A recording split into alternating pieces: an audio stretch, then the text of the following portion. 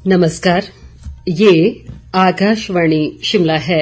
अब आप पूनम शर्मा से प्रादेशिक समाचार सुनिए। आज के मुख्य समाचार।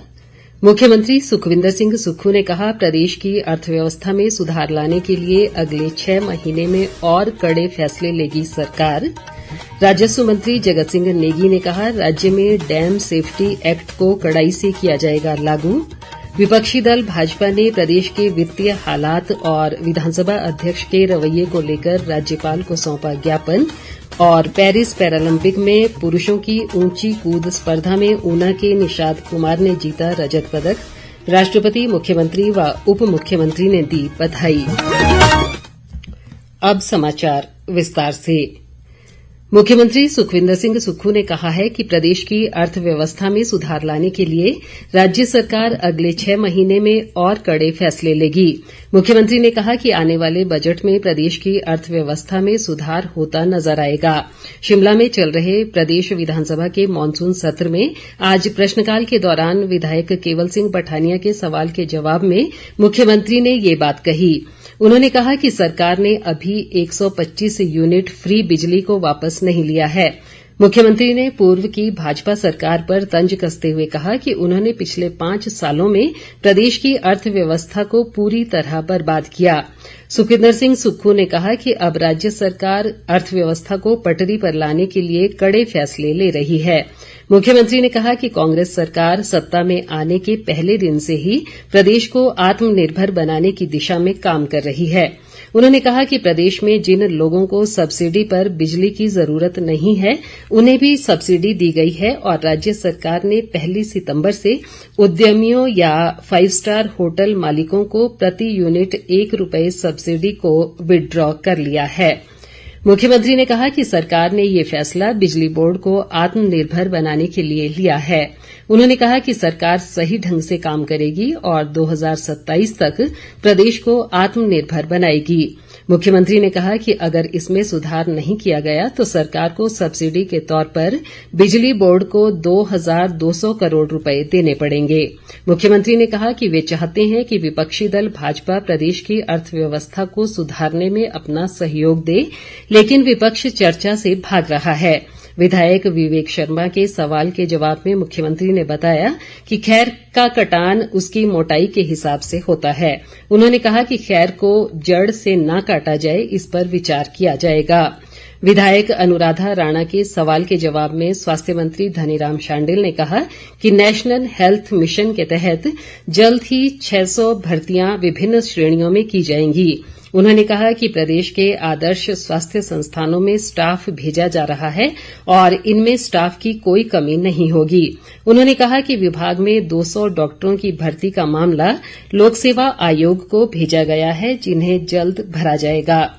मुख्यमंत्री सुखविंदर सिंह सुक्खू ने इस मामले में हस्तक्षेप करते हुए कहा कि सरकार स्वास्थ्य सुविधाओं को मजबूत करने पर फोकस कर रही है, जिसके लिए सभी विधानसभा क्षेत्रों में आदर्श स्वास्थ्य संस्थान खोलने का निर्णय लिया गया है।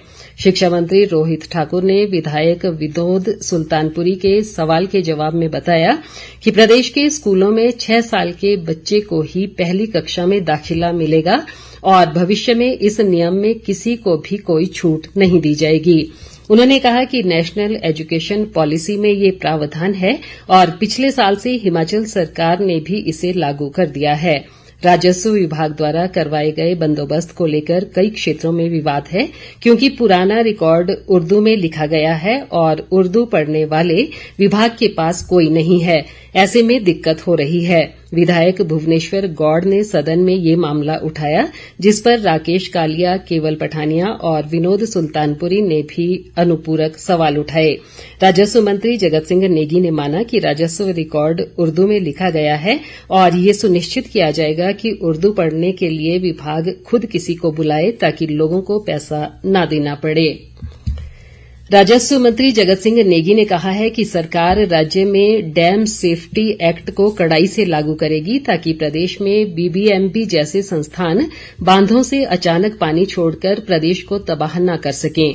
विधानसभा में आज राज्य में आपदा को लेकर हुई चर्चा के दौरान उन्होंने ये बात कही। जगत सिंह नेगी ने कहा कि सरकार ने राज्य में पिछले वर्ष और इस वर्ष आई आपदा में अब तक का सबसे बेहतरीन काम किया है और सबसे कम समय में लोगों तक राहत पहुंचाई है। उन्होंने कहा कि सरकार एसडीआरएफ को और मजबूत करेगी और पंचायतों में आपदा मित्र रखने के अलावा लोगों को आपदा के प्रति प्रशिक्षित किया जाएगा। राजस्व मंत्री ने कहा कि सरकार आपदा प्रबंधन को आधुनिक तकनीकों से जोड़ने का प्रयास कर रही है ताकि लोगों को समय पर बेहतर सुविधा मिल सके। जगत सिंह नेगी ने इस दौरान नेता प्रतिपक्ष जयराम ठाकुर पर निशाना साधते हुए कहा कि उन्होंने प्रदेश में प्राकृतिक आपदा के साथ साथ राजनीतिक आपदा लाने का भी प्रयास किया।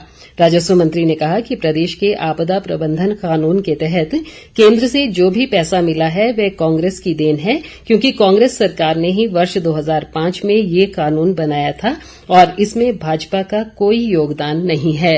इससे पूर्व चर्चा में हिस्सा लेते हुए लोक निर्माण मंत्री विक्रमादित्य सिंह ने कहा कि आपदा से सड़कों को भारी क्षति हुई है। उन्होंने कहा कि इस बार आई आपदा के कारण क्षतिग्रस्त सड़कों को ठीक करने के लिए युद्ध स्तर पर कार्य किया है और रिकॉर्ड 15 दिनों के भीतर 3 बैली पुल लगाए। विधायक संजय रतन, सुरेश कुमार, अजय सोलंकी ने भी चर्चा में हिस्सा लिया। प्रदेश विधानसभा में सरकार और विपक्ष के बीच मॉनसून सत्र के दौरान चल रहा गतिरोध आज भी जारी रहा।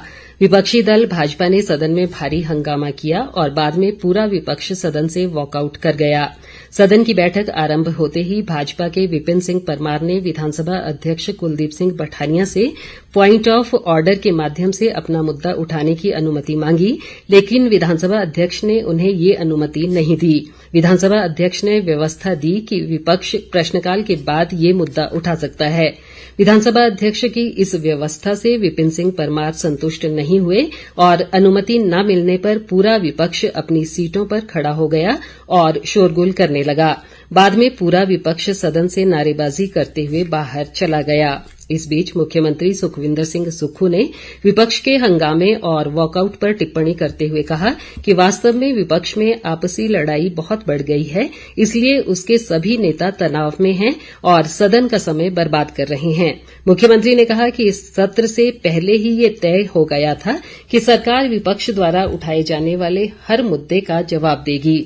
संसदीय कार्यमंत्री हर्षवर्धन चौहान ने विपक्षी दल भाजपा द्वारा सदन में किए गए हंगामे और वॉकआउट को दिवालियापन करार देते हुए कहा कि विपक्ष को जनता की फिक्र नहीं है। संसदीय कार्यमंत्री ने कहा कि भाजपा का वॉकआउट राजनीतिक ड्रामा है और सदन इसकी निंदा करता है। विधानसभा अध्यक्ष कुलदीप सिंह पठानिया ने विपक्ष के हंगामे और वॉकआउट पर कहा कि सदन के भीतर कार्यवाही नियमों के तहत ही चलेगी। इस बीच विपक्षी दल भाजपा ने प्रदेश के वित्तीय हालात और विधानसभा अध्यक्ष के रवैये को लेकर आज राज्यपाल शिव प्रताप शुक्ल को ज्ञापन सौंपा।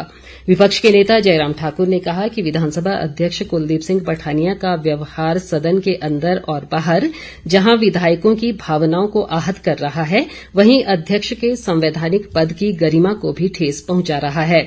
उन्होंने कहा कि नियमों और परंपराओं के खिलाफ काम करते हुए सत्ता पक्ष को लाभ पहुंचाने का प्रयास किया जा रहा है। जयराम ठाकुर ने कहा कि आज सुबह भी भाजपा विधायक दल द्वारा नियम 274 के तहत विधानसभा सचिव को अध्यक्ष को पद से हटाने का संकल्प प्रस्तुत करने के बावजूद सत्र शुरू होने पर अध्यक्ष अपने आसन पर आकर बैठ गए, जबकि नैतिकता के आधार पर उन्हें संकल्प पेश होने, उस पर चर्चा और मतदान होने तक आसन पर नहीं आना चाहिए था।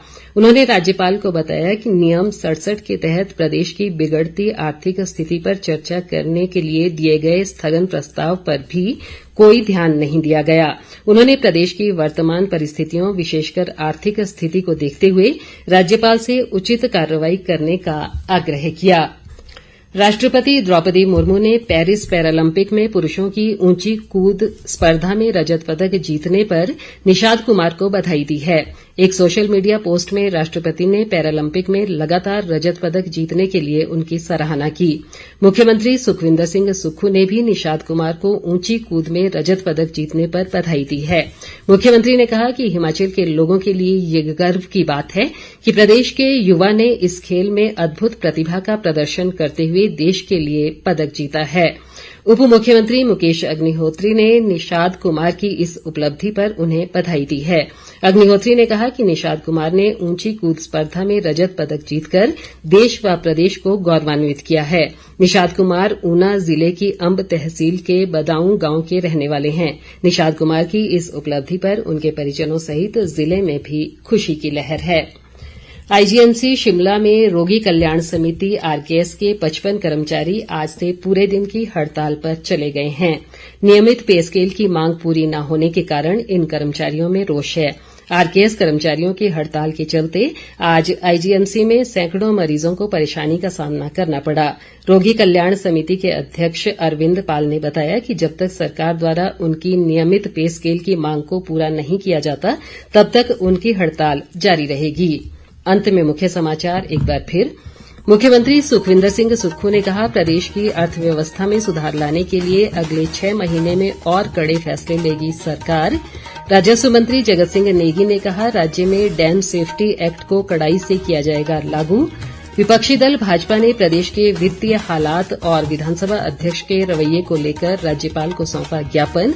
और पेरिस पैरालंपिक में पुरुषों की ऊंची कूद स्पर्धा में ऊना के निषाद कुमार ने जीता रजत पदक। राष्ट्रपति, मुख्यमंत्री व उप मुख्यमंत्री ने दी बधाई। इसी के साथ ये समाचार बुलेटिन समाप्त हुआ। नमस्कार।